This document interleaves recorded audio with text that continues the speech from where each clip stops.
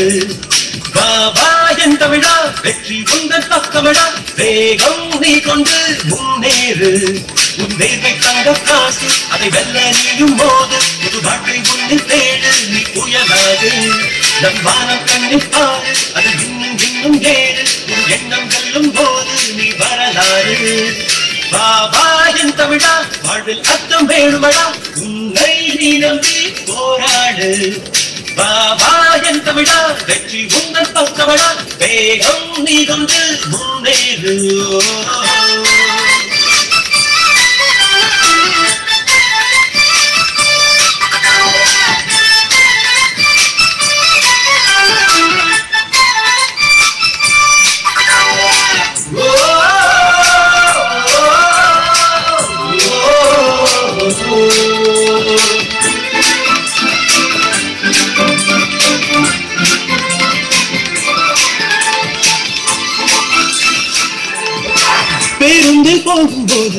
வழிகாட்டும் பெண்ணை மறையும் மறையும் எதுவும் சொல்லாமலே வாழ்க்கையில் போகும்போது சந்திக்கும் சம்பவங்கள் அவையும் விலகும். அது போலவே மனிதத்தை மதிக்கின்ற உலகத்தை உருவாக்கடா. மறைவானும் மறையாக வாழ்வுக்கு வழிகாட்டடா. உன்னால் முடியும் நண்பா, நீ உண்மை தமிழந்தாண்டா. விண்ணை நோக்கி நீட்டு உன் விரலும் முட்டுமடா. முட்டி மோதிடு நண்பா, நீ வலையும் எதிரில் வந்தா. முட்டு மாறிடும் பூவாய் உன் முயற்சி வெல்லுமடா. பாபா என் தமிழா, வாழ்வில் அர்த்தம் வேணுமடா. உன்னை நீ நம்பி போராடு. பாபா என் தமிழா, வெற்றி உங்கள் பக்கமடா. வேகம் நீ கொண்டு முன்னேறு. ஆம், அது நீங்கள் வன்னியிலே இருந்த காலப்பகுதியிலே இசையமைத்த சிறுவனாக இருந்த பொழுது இசையமைத்த பாடல் என்று நினைக்கின்றேன். ஆமா. ஆம், அதாவது நீங்கள் அவ்வாறு அப்பாவினுடைய உங்கள் கண்ணன் அவர்களுடைய இசை மரபிலே வந்து இந்த பாடல் கூட கார்த்திக்கினுடைய குரலிலே வந்த பாடலை ஒரு ஒரு உற்சாக பாடலாக, ஒரு எழுச்சிகர பாடலாக நீங்கள் இசையமைத்திருக்கிறீர்கள். ஆமாம், அப்படித்தானே? ஆம். இவ்வாறு நீங்களும் எப்படி இப்ப இந்த பாடலை ஏன் நீங்கள் ஒரு ஒரு ஒரு மெலோடி என்ற கட்டத்துக்கு போகாமல் அதை ஒரு துள்ளல் இசையோடு இசையமைக்க வேண்டும் என்று எவ்வாறு உங்களுக்கு அந்த உணர்வு வந்தது? இல்ல, அதுல என்னன்னா, அந்த போராட்ட காலப்பகுதியில இது ஒரு விடுதலை போராட்டத்துக்காக அமைக்கப்பட்ட பாடல் உண்டு. அதுல இது கவிஞர் வீரா என்று சொல்ற ஒருத்தரால் எழுதப்பட்ட பாடல். அப்ப அந்த பாடல் வரிகளை பாத்தீங்கள் என்றால் அதுல எங்களோட மக்களோட எழுச்சியை பற்றியும் எங்களோட மக்களோட சுதந்திரத்தை பற்றியும் ஆன வரிகள் தான் இருக்கு. அவர்களை உற்சாகப்படுத்துற மாதிரி, நாங்கள் சோர்ந்திருக்க கூடாது உற்சாகப்படுத்துற மாதிரி வரிகள்லாம் அமைந்திருக்கு.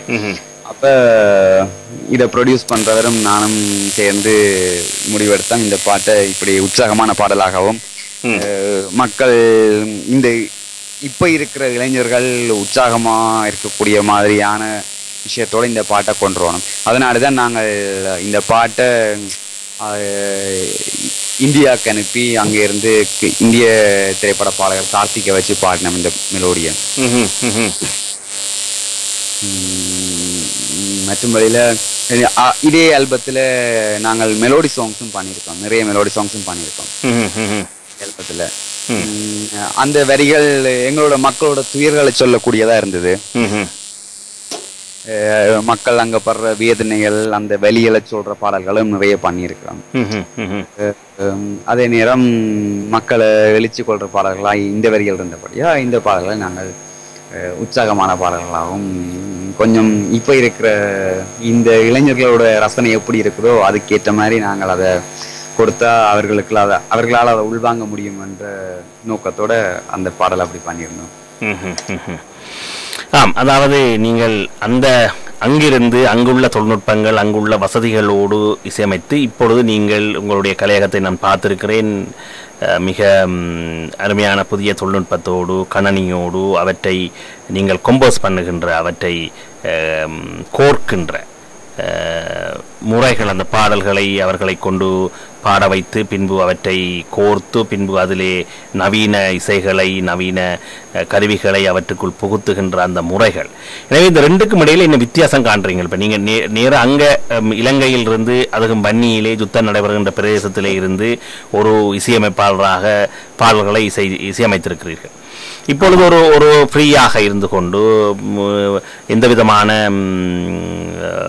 பய உணர்வுகள், பீதிகள் அற்ற ஒரு பிரதேசத்தில் இருந்து கொண்டு நீங்கள் பாடல்களை ஒருங்கமைக்கின்ற பொழுது அல்லது இந்திய பாடகர்களை வைத்து பாடுகின்ற பொழுது, அவ்வாறான விடயங்களை செய்கின்ற பொழுது எவ்வாறான உணர்வுகளை பெறுகின்றீர்கள்? கண்டிப்பா அங்க நாங்கள் செய்த வேலைக்கும் இங்கே செய்கிற வேலைக்கும் நிறையவே வித்தியாசங்கள் இருக்குது. அங்க நாங்கள் ஆரம்ப கட்டத்துல 2 ட்ராக் ரெக்கார்டர்னு சொல்லுவோம். அதாவது அந்த ட்ராக்ல ஒரு ஆள் பாட முடியும், இன்னொரு ட்ராக்ல மியூசிக் பண்ண முடியும்.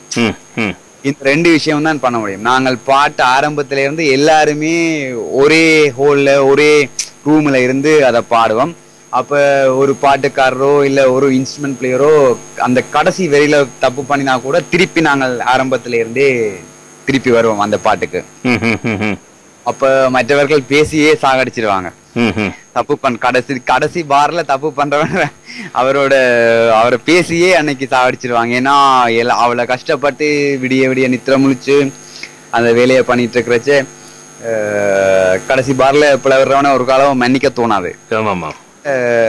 அதுக்கப்புறம் எங்களுக்கு 8 ட்ராக் ரெக்கார்டர்ல பண்ணினோம். 8 ட்ராக் ரெக்கார்டர் வந்தது. அந்த 8 ட்ராக் ரெக்கார்டர்ல 8 தரம் நாங்கள் எங்களுடைய இசையை ஆட் பண்ணலாம்.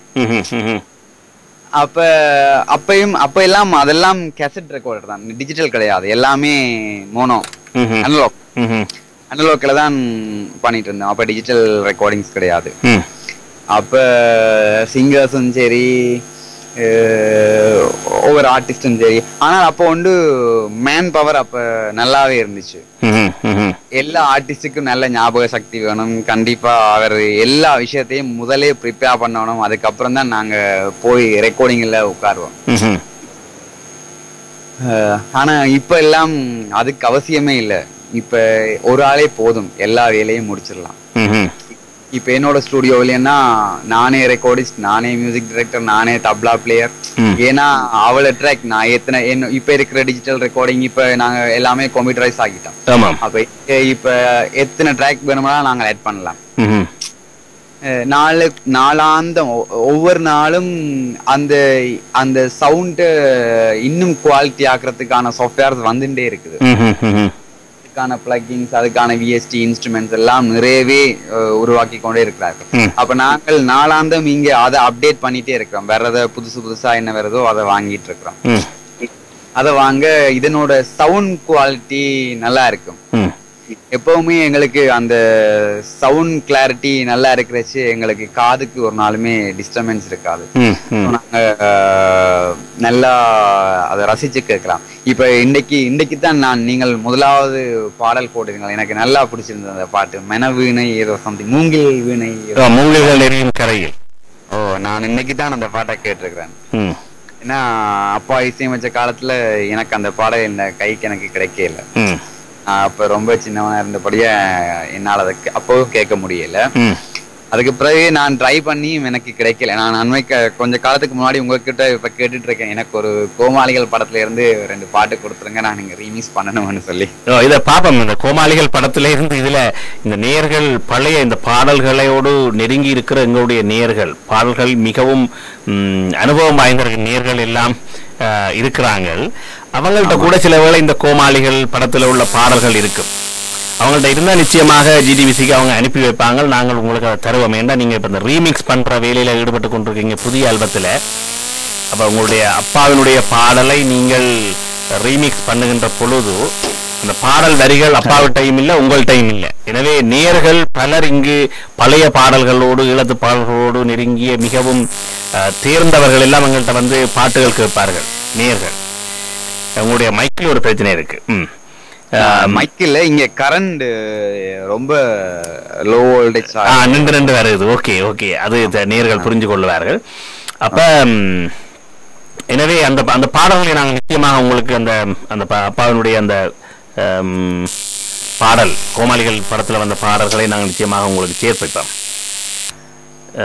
சொல்லுங்க, நீங்கள் உங்களோட அனுபவம் நல்லா இருக்கு. சொல்லுங்க, அந்த அந்த ட்ரக்கை பற்றி, அந்த புதிய தொழில்நுட்பத்தை பற்றி சொல்லி கொண்டிருந்தீங்க, அதில் சொல்லுங்க.